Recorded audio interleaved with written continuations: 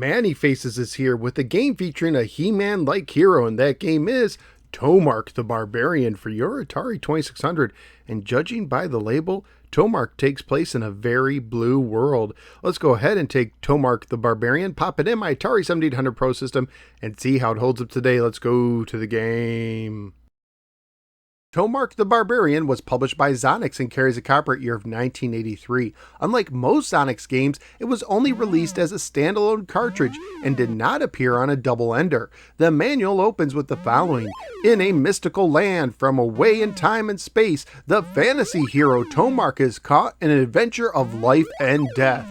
The lovely Senta is imprisoned in a magical cage where she is being attacked by vampire bats. In order to rescue her, Tomarc must find his sword, which is lost in a maze of caverns which are inhabited by deadly monster rats. You control both Senta as she shoots the attacking bats and Tomarc as he leaps from cave to cave in search for the sword and escape from the caves. Simultaneous gameplay in both screens, so listen for sounds of danger.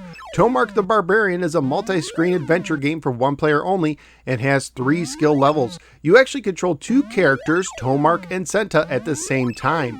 The game is split into 4 levels, with the bottom 3 levels having 3 rooms each, and the top floor only having 1 room in the center where Senta is being held captive.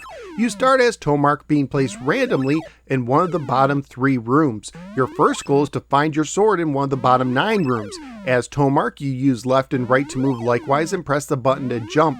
The longer you hold down the button, the higher you jump. To get to another room, you must jump through openings in the sides or ceilings. It's also possible to fall back down to lower levels. You also must avoid rats, some of which can reach higher platforms.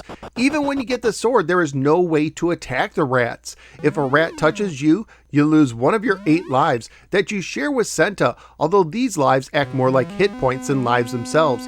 If you lose all 8, your game is over. Pressing down switches you to the captured Senta. Even though she's captured, she has the ability to attack with mystical powers, shooting energy stars either straight up or to the diagonal left or right using the joystick and the button. If a bat touches Senta, you lose one of your 8 lives. When you control one character, the other can still be attacked. Listening to sounds can help warn you to switch characters. To switch between characters, all you have to do is press down. Once you grab the sword and jump to the room where Senta is being held, you'll get an extra life and some bonus points and start over at increased difficulty.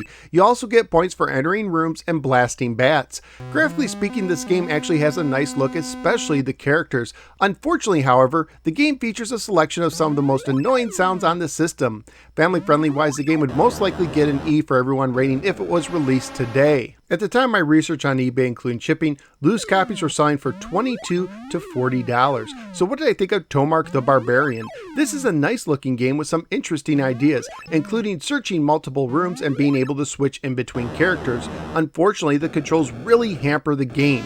It can be easy to accidentally switch between characters, but the real problem is the jumping. Quite literally, this is some of the worst jumping I've ever encountered in any game. The act of going from room to room is a massive chore, and there were many times I struggled to make it to the 3rd level, only to miss one jump and end up falling all the way back down to the bottom level, which was incredibly frustrating. And having no way to attack the rats, but having to rely on your hard-to-control jumping to avoid them only adds to the frustration. And since the game relies so much on jumping, and since the jumping is so poor, a game with some nice ideas ends up falling on its face. So where am I going to rank Tomarc The Barbarian? I'm afraid, just like Tomarc falling from one of the top levels all the way to the bottom, this game is also going to end up near the bottom of my rankings. I'm looking way down in the 160s. I do like Airlock more at 161, but I will allow Tomarc to jump over Starship at 162. So out of the 168 games I've now ranked on the Atari 2600, Tomarc is jumping, falling, and landing in the 162 position.